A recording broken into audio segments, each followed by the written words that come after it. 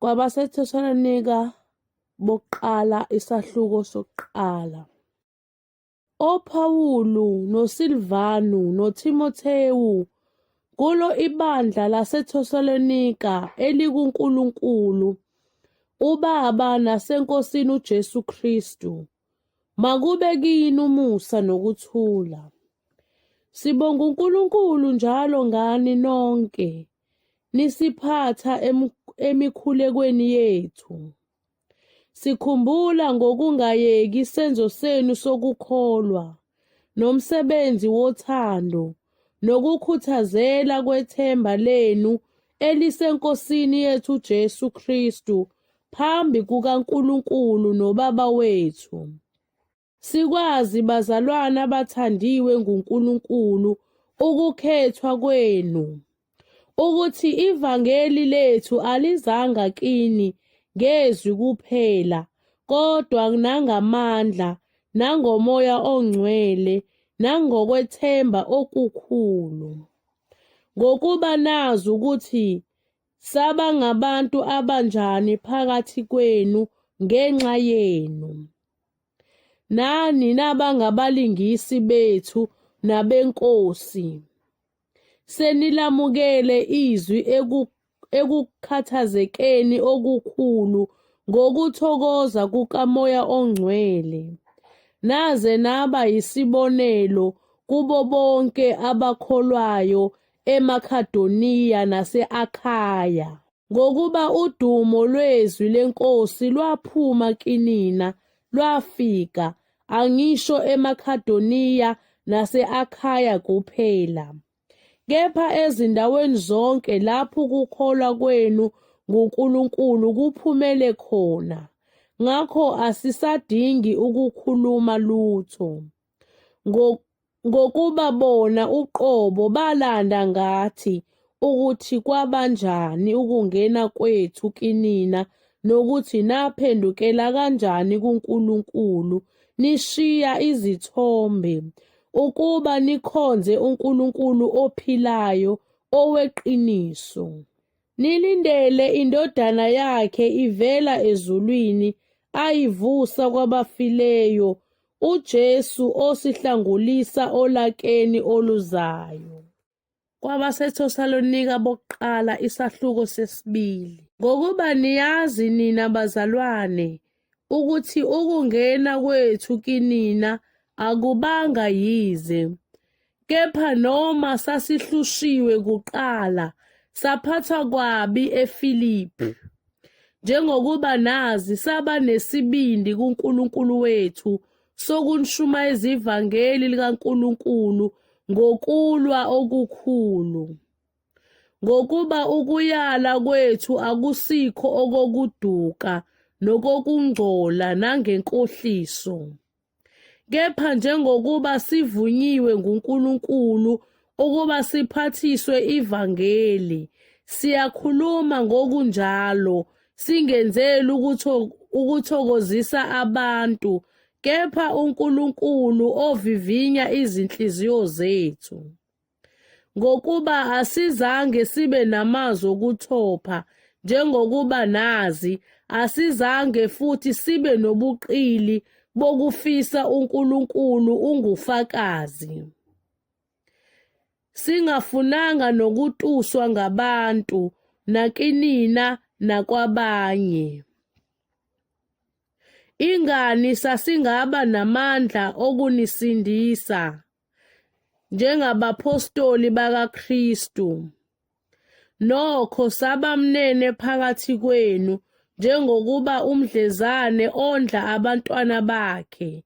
Ngokunjalo lokhu besinilangazelele sasifuna ukuninika kungesilo ivangeli likaNkulunkulu kuphela, kepha nokuphila kwethu uqobo, ngokuba nase ningabathandekayo kithina.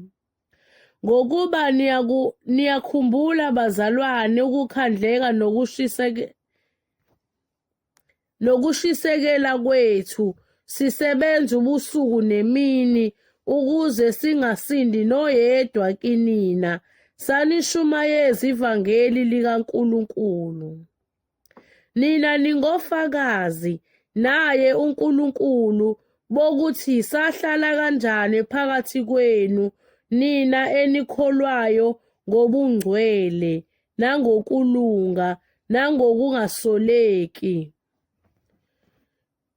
Njengokuba nazi ukuthi saniphatha abanye ngabanye njengoyise ephatha abantwana bakhe, siniyala, sinimisa isibindi, sifakazela ukuba nihambe ngokufaneleyo phambi kukaNkulunkulu onibizela embusweni nasebukhosini bakhe. Ngalokho nathi sibonga uNkulunkulu singaphezi, ngokuba kuthe lapho namukela izwi likaNkulunkulu enalizwa ngathi, anilamukelanga njengezwi labantu, kepha njengezwi likaNkulunkulu, njengokuba liyilo isibili, elona lisebenza futhi phakathi kwenu nina enikholwayo. Ngokuba nina bazalwane nabangabalingisi bamabandla kaNkulunkulu aseJudiya akuKristu Jesu, ngokuba nani nahlushwa ngabesizwe sakini, njengalokho nawo ahlushwa ngabaJuda. Ababulala neNkosi uJesu nabaprofethi basixosha nathi bengamthokozisi uNkulunkulu, bemelana nabantu bonke, besivimbela ukukhuluma nabezizwe ukuba basindiswe, ukuze bagcwalise njalo izono zabo, kepha ulaka selufinyelela phezu kwabo ngokupheleleyo. Kepha thina bazalwane, lokhu besahlukanisiwe nani isikhashana ngobuso kungenganhliziyo, kwaba yikhona sikhuthalela kakhulu ukubona ubuso benu ngokunxanela okukhulu. Ngakho besithanda ukuza kinina, mina Phawuli ngokwami kanye nakabili, kepha uSathane wasivimbela. Ngokuba liyini ithemba lethu lokuthokoza nomqhele wokuzibonga phambi kweNkosi yethu Jesu Kristu ekufikeni kwakhe, kungeyinina na? Ngokuba nina niludumo lwethu nokuthokoza kwethu. KwabaseThesalonika bokuqala isahluko sesithathu. Ngalokho kwathi singasenakubekezela, sathi kuhle ukuba sisale sodwa e-Athene. Sathuma uTimothewu umzalwane wethu, isikhonzi sikaNkulunkulu evangelini likaKristu, ukuba aniqinise, anivuse maqondana nokukholwa kwenu, ukuba kunganyakaziswa muntu ngalezo zinhlupheko, ngokuba niyazi nina ukuthi simiselwe lokho. Ngokuba kuthe sisekhona kini, sanitshela ngaphambili ukuthi siyakuhlushwa, njengokuba kwaba njalo, nani nikwazi. Ngalokho nami, lapho ngingasenakubekezela, ngathumela ukuba niqonde ukukholwa kwenu, ingabe mhlawumbe umlingi unilingile yini, ukukhandleka kwethu kube yize. Kepha kalokhu uTimothewu esefikile kithi evela kini, esibikela izindaba ezinhle zokukholwa nothando lwenu, nokuthi nisikhumbula kahle njalo, nokuthi nilangazelela ukusibona, njengokuba nathi silangazelela ukubona nina. Ngalokho, bazalwane, saduduzeka ngani ngokukholwa kwenu ekusweleni nasosizini lwethu lonke. Ngokuba kalokhu siyaphila, uma nina nimi niqinile eNkosini.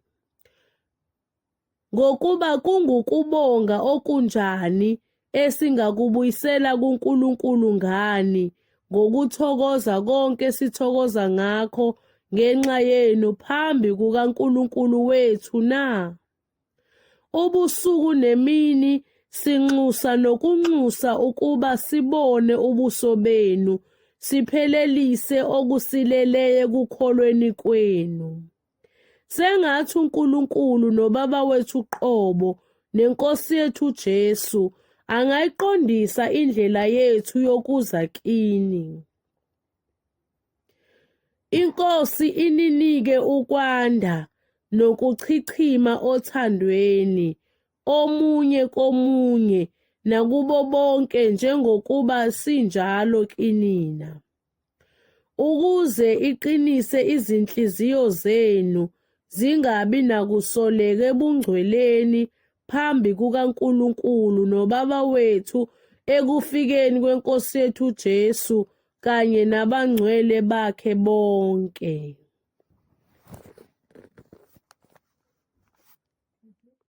Abasethatheleko bokuqala, isahluko sesine.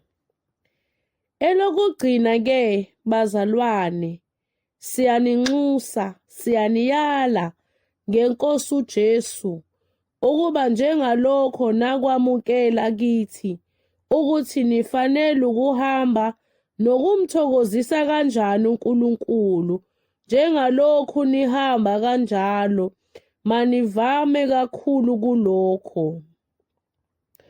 Ngokuba niyayazi imiyalo esaninika yona ngayo iNkosi uJesu. Ngokuba lokhu kuyintando kaNkulunkulu ukungcweliswa kwenu, ukuba nidede ebufebeni, ukuba yilowo nalowo kini akwazi ukuhlala nomkakhe ngobungcwele nangokuhlonipha. Kungabi ngokushisa kwenkanuko njengabezizwe abangamazi uNkulunkulu. Ukuba kungabikho noyedwa omonayo aphambe umfowabo ngento, ngokuba iNkosi ingumphindiseli kukho konke lokho, njengokuba sanitshela phambilini saqinisa. Ngokuba uNkulunkulu kasibizelanga amanyala, kepha wasibizela ebungcweleni. Ngakho-ke owalayo akali umuntu, kepha wala uNkulunkulu, yena oninika uMoya wakhe ongcwele. Kepha maqondana nothando lobuzalwane, anisweli ukuba umuntu anilobele, ngokuba nina uqobo ningabafundisiwe nguNkulunkulu ukuba nithandane. Nempela niyakwenza lokho kubo bonke abazalwane abaseMakhedoniya lonke. Kepha siyaniyala, bazalwane, ukuba nivame nokuvama kulokho, nikhuthalele ukuhlala ngokuthula, nokwenza okwenu, nokusebenza ngezandla zenu, njengokuba saniyala, ukuze nihambe ngokufaneleyo kwabangaphandle ningasweli lutho. Kepha asithandi, bazalwane, ukuba ningabi nakwazi ngabalalayo, ukuze ningadabuki njengabanye abangenalo ithemba. Ngokuba uma sikholwa ukuthi uJesu wafa, wavuka, ngokunjalo-ke uNkulunkulu uyakubaletha nabaleleyo kuJesu kanye naye. Ngokuba lokho sikusho kini ngezwi leNkosi, ukuthi thina esisekhona sisasele kuze kube sekufikeni kweNkosi, asiyikubandulela nempela abaleleyo. Ngokuba iNkosi uqobo iyakwehla ezulwini ngezwi lenhlokomo, ngephimbo lengelosi enkulu, nangecilongo likaNkulunkulu, nabafileyo kuKristu bayakuvuka kuqala. khona thina esisekhona sisasele siyakuhlwithwa kanye nabo emafwini sihlangabeze iNkosi emoyeni, kanjalo-ke siyakuba nayo iNkosi njalo. Ngakho-ke duduzanani ngalawo mazwi. KwabaseThesalonika bokuqala isahluko 5. Kepha ngezikhathi nangemizuzu bazalwane, anisweli ukulotshelwa, ngokuba nina uqobo niyazi kahle ukuthi usuku lweNkosi luza njengesela ebusuku. Nxa bethi ngukuthula nokuhlala kahle, khona ukubhujiswa kuyabazuma njengemihelo ifikela okhulelweyo, abasoze baphunyuka. Kepha nina bazalwane anikho ebumnyameni, ukuze lolo suku lunifice njengesela, ngokuba nina nonke ningabantwana bokukhanya, ningabantwana bemini, asisibo abobusuku noma abobumnyama. Ngalokho-ke masingalali njengabanye, kodwa masiqwashe siqonde, ngokuba abalalayo balala ebusuku nabadakwayo badakwa ebusuku. Kepha thina esingabemini masiqonde, sifake isivikelo sesifuba sokukholwa nesothando, isigqoko sibe yithemba lokusindiswa. Ngokuba uNkulunkulu kasimiselanga ulaka, kepha ukuba sizuze ukusindiswa ngeNkosi yethu Jesu Kristu, owasifelayo ukuba noma siqwashile noma silele siphile kanye naye. Ngalokho-ke vuselanani nakhane njengokuba futhi nikwenza. Kepha siyanincenga bazalwane ukuba nibaze abakhandlekayo phakathi kwenu, nabaniphetheyo eNkosini, nabanilulekayo. Nibazisise kakhulu othandweni ngenxa yomsebenzi wabo. Hlalisanani ngokuthula. Kepha siyaniyala bazalwane ukuba niluleke abangahambi ngomthetho, nithokozise abadanileyo, nisekele ababuthakathaka, nibekezelele bonke. Qaphelani ukuba kungabikho phindisela omunye okubi ngokubi, kepha jongani njalo ukwenza okuhle omunye komunye nakubo bonke. Thokozani njalo, nikhuleke ningaphezi, kukho konke bongani, ngokuba lokhu kuyintando kaNkulunkulu kuKristu Jesu ngani. Ningamcimi umoya, ningakudeleli ukuprofetha. Vivinyani konke, nibambisise okuhle. Dedani kukho konke okubonakala kukubi. Kepha uNkulunkulu wokuthula, yena uqobo, makaningcwelise ngokupheleleyo, kulondolozwe umoya wenu wonke nomphefumulo nomzimba, kungabi nacala ekufikeni kweNkosi yethu Jesu Kristu. Uthembekile yena onibizayo, oyakukwenza futhi. Bazalwane, sikhulekeleni. Khonzani kubazalwane bonke ngokwanga okungcwele. Ngiyanifungisa iNkosi ukuba le ncwadi ifundwe kubo bonke abazalwane. Umusa weNkosi yethu Jesu Kristu mawube nani.